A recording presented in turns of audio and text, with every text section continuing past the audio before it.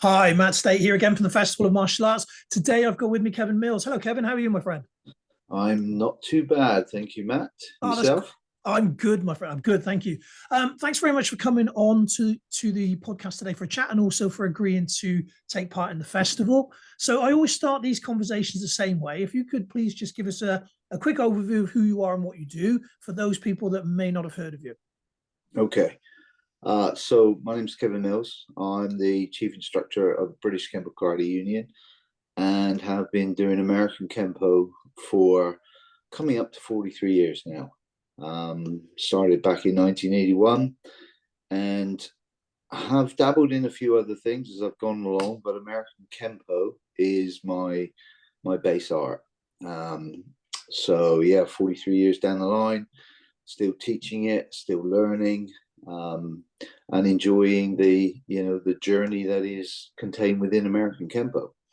So American Kempo was originally designed as a street fighting art by Ed Parker, back in the days when he moved out of Hawaii to Los Angeles, and it spread amongst the world. Nowadays, Kempo is a well, it's quite a sought after art, but in the UK, it's not as prevalent as it is in other parts of the world. So, quite fortunate there. There's groups in the UK, but it's not a massive martial art. It's not one like jujitsu or karate in general or something like that. So American Kempo is yeah, it's a very different martial art, designed for the street, designed to get people thinking.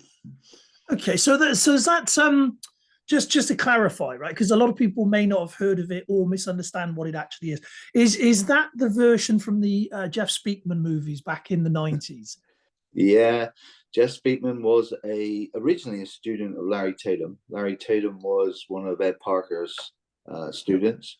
So when The Perfect Weapon was being filmed, that was prior to Mr. Parker's death. He was involved within the film and the choreography and everything else with regards to Jeff Speakman. Jeff put Kempo on the map, so to speak, with that film. But Parker himself, an American Kempo, well, back in the early days, Ed Parker started the International Kempo Karate competitions in Long Beach, introduced Bruce Lee to the world, had stars as students, and Ed Parker was known as the grandfather, the father of American of karate in America. So yeah, out of that came Jeff Speakman as one of his students. And there's been a few other films that involved Ed Parker himself. He was in I can't remember, To Kill the Golden Goose, and he was also in some Okay. of the Frenchman. What was he called? Oh, I can't remember. Pink Panther. He was in the Pink Oh, Panther. okay. All right. Yes, he was the guy that chopped the table in half. So yeah, American Kempo has got a few celebrities in its history. Right. Yeah, I think people sort of forget as we move forward just how influential he was on the karate scene in America back in the day, and as you say, introducing Bruce Lee and that sort of thing, and people sort of forget that. So, how did you find yourself falling into American Kempo then, being from the UK? It was just complete luck, absolute complete luck. Back in my days as a teenager, I was getting into a little bit of trouble with a few fights. Decided that I would always like martial arts, but decided I wanted to learn how to fight properly. So just an advert in the paper, and that was it. That was me. I had no clue what I was going into, no research, nothing at all. Just walked into the club, and 43 years later, here I am, still doing American Kempo. Yeah, well, that in itself is unusual in this day and age, isn't it? That somebody starts with an art and continues in the same art throughout. That It that in is. itself is unusual. Yeah. It is. I mean, there are a lot of people around that, you know, I don't know. They want to make a business of it. They learn a martial art and then they want to go in and earn a lot of money from it. That's never been my focus with American Kempo. Yes, we teach a lot of people. We've got a couple of clubs. Got a club in London, club in the UK. or sorry, Exeter, but it was never one of my primary goals to earn money out of it. And a lot of people do that. They enter a martial art and then they figure, oh yeah, I can do this. I can, I can develop it the way I want to develop it, and off they go. Or, the famous saying of Bruce Lee, take what's useful and discard the rest. Well, that's not what American Kempo is. Kempo is a system. It's a simple system that teaches you everything almost. It doesn't contain everything, and it doesn't answer every question. It certainly doesn't. But it teaches you a syllabus and a thought process that then enables you to question and to understand what you're doing. And over the years, that's what I got out of it. And I've been exposed to different people within American Kempo. And then I developed my own, what I call volitional attention training, out of American Kempo. But again, that's the focus of that is all on the back of everything that I learned in American Kempo. But then the psychology of combat has to come into it, and that's where things change. American Kempo and a lot of martial arts today, people do them for hobbies, for pastimes. They're not as committed. A long-term path in the martial arts is not their goal. Their goal is maybe to get fit. Maybe they want to learn some of the martial arts moves, but it's quite a transitory art scene, I think, with regards to people training in the martial arts in general. So yeah, I've been lucky. I've been lucky to fall into a martial art that's kept me engaged over the years. It's known as the thinking art. It's moved me personally into directions that I would have never imagined going. I see a lot of martial arts nowadays have a lack of understanding of psychology or human behavior. A lot of people see human behavior, but to actually develop martial arts around that is something that is not often done. Okay, so is that as you mentioned the branch that you're taking now with sorry, I forgot what it's called, the velocity thing? Yeah, it's called volitional attention training. Volitional attention training. So is that where that's taking you now? Yeah. Yeah, remember, I still teach American Kempo. Don't think for a second I don't, because I do. I teach American Kempo every day. Every time I teach a student, generally it is American Kempo. But my personal development out of American Kempo was down the route of volitional attention training. I came to understand through a student of mine that was engaged in helping a well-known individual in the States that was developing a system for the special forces in the US. And I came to understand that fighting, anybody getting into a fight, sometimes it's haphazard that wins the fight. In other words, it's you hit a target, and you see it in the UFC sometimes. You watch people fight, and they'll take punch and punch and punch and punch to the face, and then one time they'll take a glance to the face, and that glance knocks them out. And the question is, what's the difference then between where they were hit previously and that glance that knocked them out? Well, that's a very specific situation that's occurred during that fight.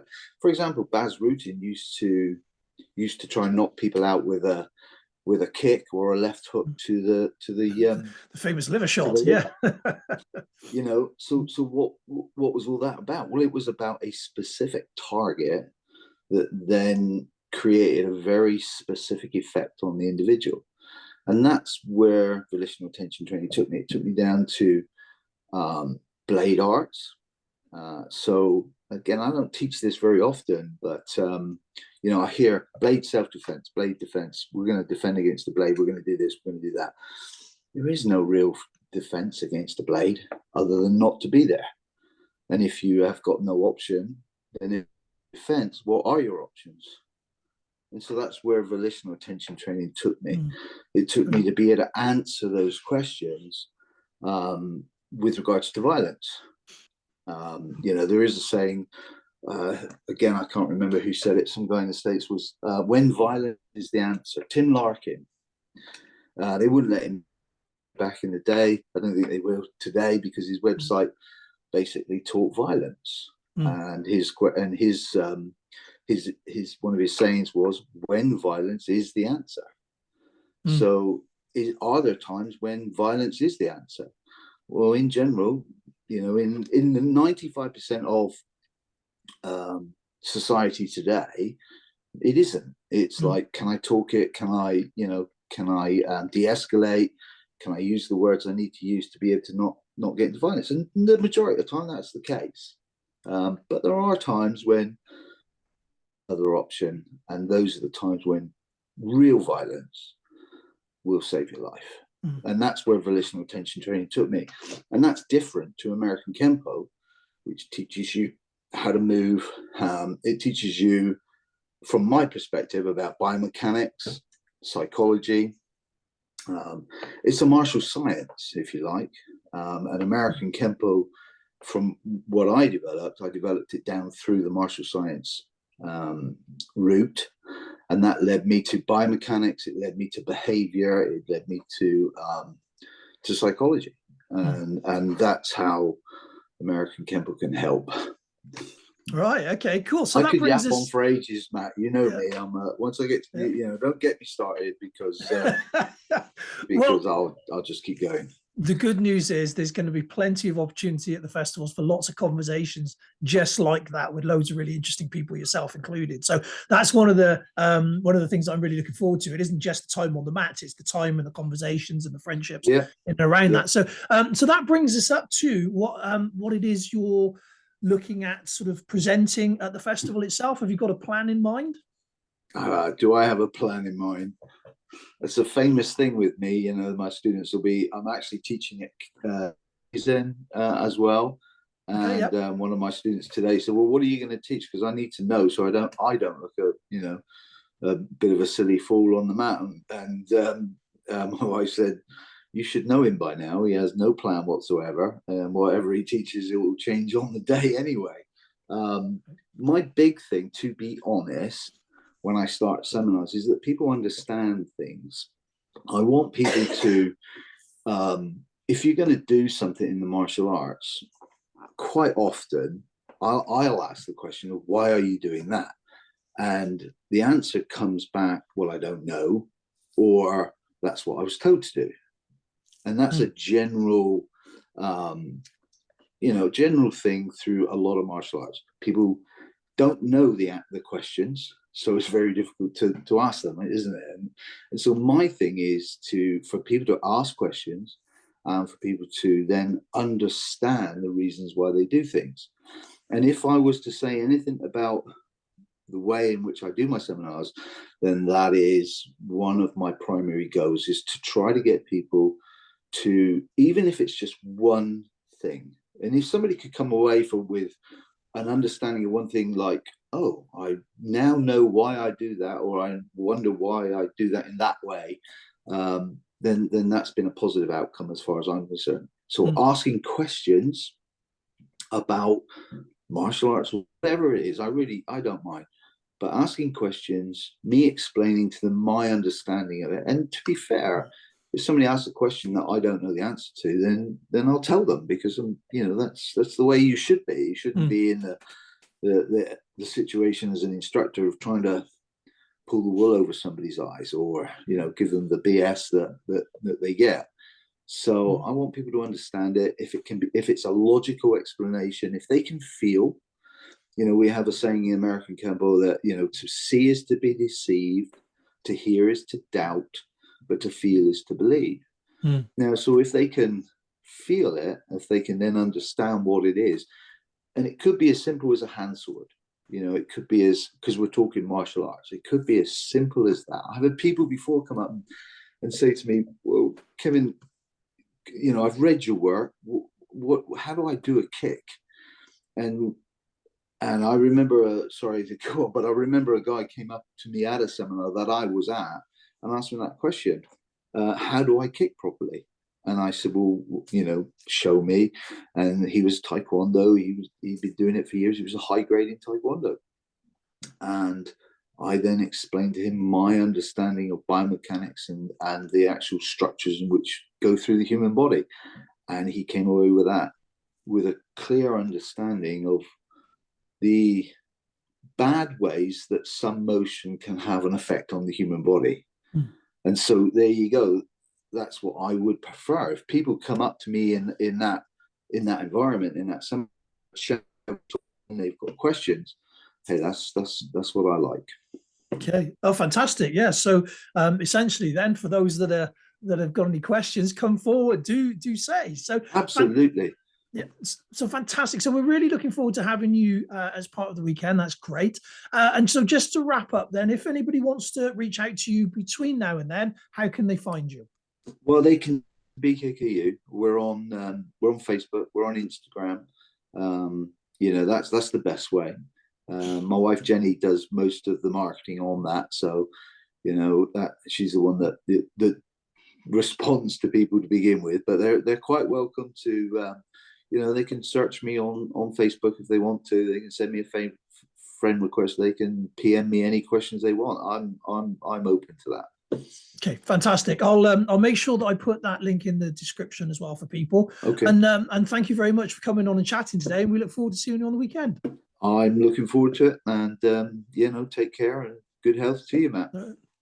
Thank you.